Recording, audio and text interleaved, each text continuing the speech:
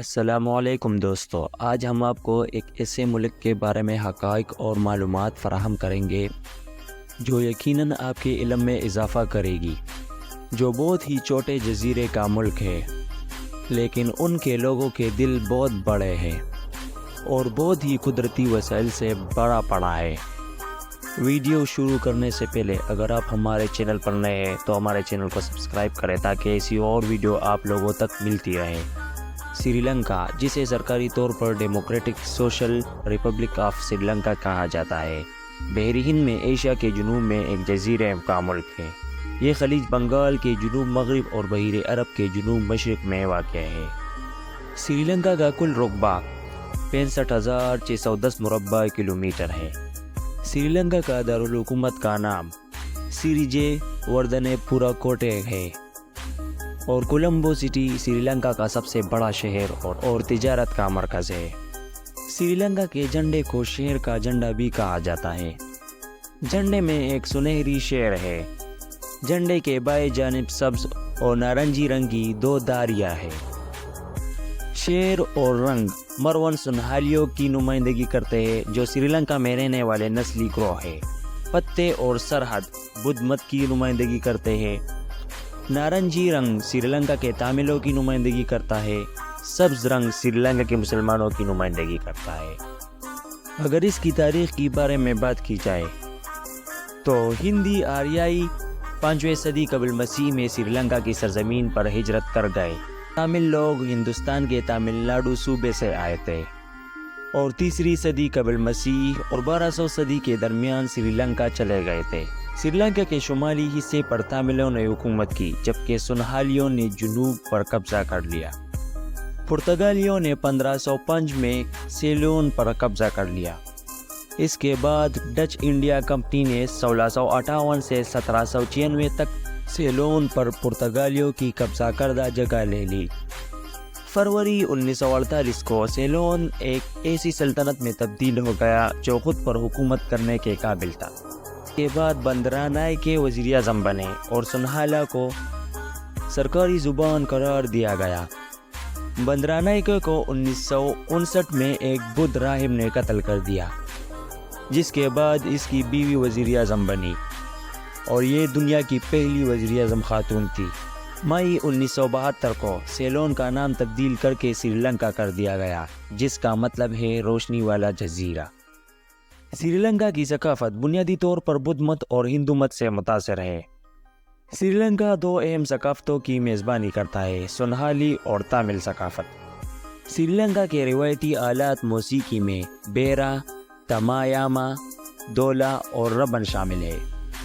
سری لنکا کے روایتی رقص کی مثالیں کنڈیان رقص اور سبا راگاموا رقص ہے۔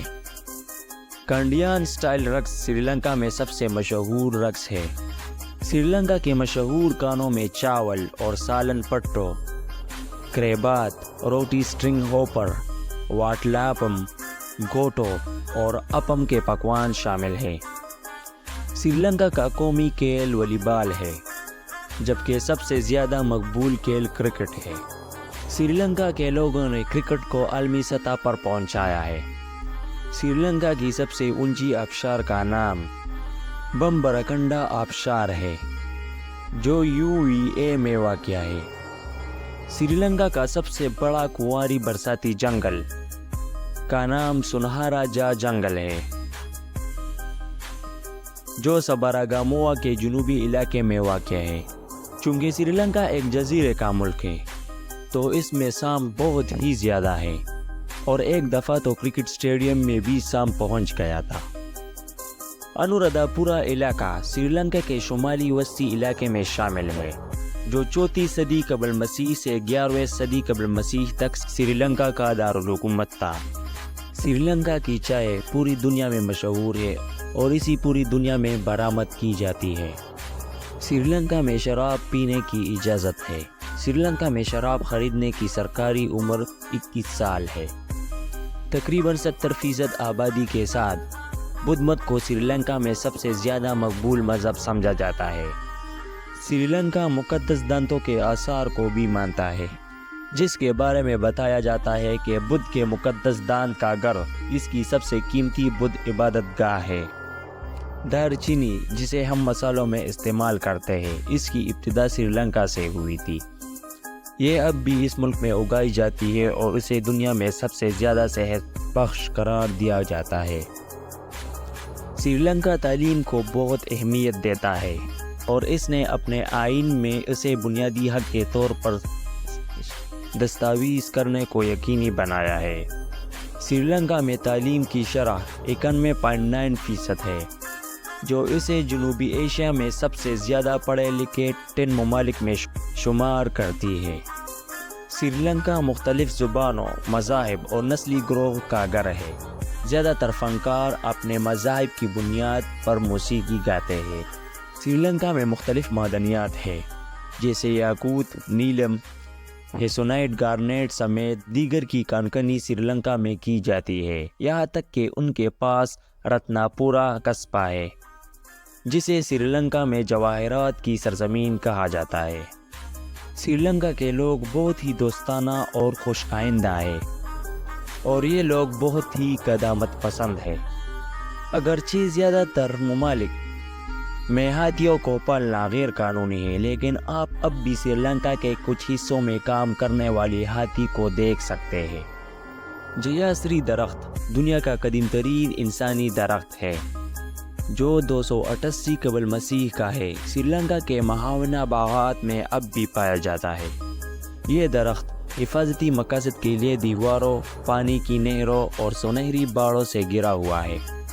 سری لنکا کے لوگ سر کو انسانی جسم کا سب سے مقدس حصہ سمجھتے ہیں، اس لیے کسی کے سر کو ہاتھ لگانا مناسب نہیں ہے، خاص طور پر بچوں کو۔ کافی مستقل درجہ حرارت کی وجہ سے آپ سال کے کسی بھی وقت سری لنکا کا دورہ کر سکتے ہیں، لیکن اگر آپ بارش سے بچنا چاہتے ہیں اور بحر ہند کے اس خوبصورت جزیرے کے گرم دھوپ والے موسم سے لطف اندوز ہونا چاہتے ہیں تو دسمبر سے مارچ کے درمیان تشریف لائیں اور اس کے خوبصورت مناظر کو دیکھیں۔ اور اگر آپ ایسی اور امیزنگ ویڈیو دیکھنا چاہتے ہیں تو میرے چینل کو ضرور سبسکرائب کریں۔ Thank you.